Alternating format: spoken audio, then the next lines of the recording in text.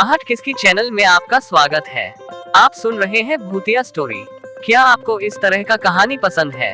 अगर हाँ तो कमेंट करके बताएं और चैनल को सब्सक्राइब करें और अपने दोस्तों को शेयर करें। अभिशप्त गांव, रहस्यमय छायाएं। भाग 1, गांव का रहस्य। रवि एक खोजी पत्रकार था जिसे रहस्यमय कहानियों की तलाश रहती थी। एक दिन उसे एक पुराने गांव कालापुरा के बारे में पता चला जो कई दशकों से वीरान था। वहाँ के लोग रहस्यमय परिस्थितियों में गायब हो गए थे। कोई नहीं जानता था कि उनके साथ क्या हुआ। रवि ने तय किया कि वह इस गांव की सच्चाई जानने वहाँ जाएगा। उसके दोस्त विनय और पूजा भी उसके साथ चलने को तैयार हो गए। तीनों ने अपनी गाड़ी उठाए और रात के समय गांव की ओर निकल पड़े। रास्ते में एक बूढ़ा आदमी मिला जिसने उन्हें गांव न जाने की चेतावनी दी। बच्चे, उस गांव में मत जाओ, वहाँ अंधेरा ही अंधेरा है, बूढ़े ने कांपती आवाज में कहा। लेकिन रवि अपनी जिज्ञासा के कारण रुकने को तैयार नहीं था। भाग 2, भूतिया हवेली। गांव में घुसते ही उन्हें एक अजीब सा सन्नाटा महसूस हुआ। हवा भी ठहरी हुई लग रही थी। सड़कें टूटी फूटी थी और घरों पर धूल और बेलें चढ़ी हुई थी। वे गांव की सबसे पुरानी हवेली की तरफ बढ़े, जहां से अक्सर अजीब आवाजें आने की अफवाहें थी। हवेली के दरवाजे पर दस्तक देते ही वह खुद ब खुद खुल गया। अंदर घुसते ही मोमबत्तियों की हल्की रोशनी में उन्हें एक परछाई दिखी।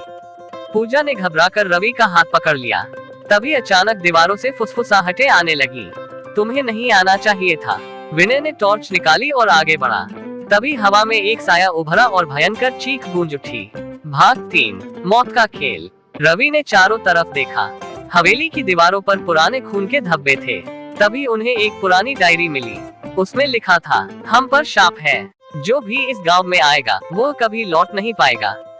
हम अंधेरे की छायाओं में कैद हैं। डायरी पढ़ते ही हवा ठंडी हो गई और कमरे में दरवाजे अपने आप बंद हो गए। चारों ओर एक डरावनी हंसी गूंज उठी। तभी पूजा अचानक हवा में उठ गई और जोर से चीखने लगी, बचाओ। रवि और विनय ने उसे पकड़ने की कोशिश की, लेकिन एक अदृश्य ताकत उसे दीवार पर पटक रही थी। भाग 4, रहस्य की सच्चाई। रवि ने अपनी जेब से भगवान की मूर्ति निकाली और जोर से मंत्र पढ़ने लगा। तभी हवा कांपी और अचानक सब शांत हो गया। पूजा जमीन पर गिर गई और बेहोश हो गई। फिर एक भयानक साया प्रकट हुआ। तुम यहाँ से जाओ, वरना तुम्हारा भी यही हाल होगा, साये ने गरजती आवाज में कहा। रवि ने हिम्मत जुटाकर पूछा, तुम कौन हो? साया बोला, हम उन लोगों की आत्माएं हैं जिन्हें जिंदा दीवारों में चुनवा दिया गया था। इस गांव के राजा ने अपने पापों को छिपाने के लिए हमें मार दिया। अब हम यहाँ फंसे हुए हैं। रवि समझ गया कि यह आत्माएं न्याय चाहती थी। उसने कहा, हम तुम्हारी कहानी दुनिया को बताएंगे ताकि तुम्हें मुक्ति मिल सके। साया धीरे धीरे गायब हो गया। भाग 5, मौत का सच। रवि, विनय और पूजा किसी तरह सुबह तक जीवित रहे और वहां से बाहर निकले।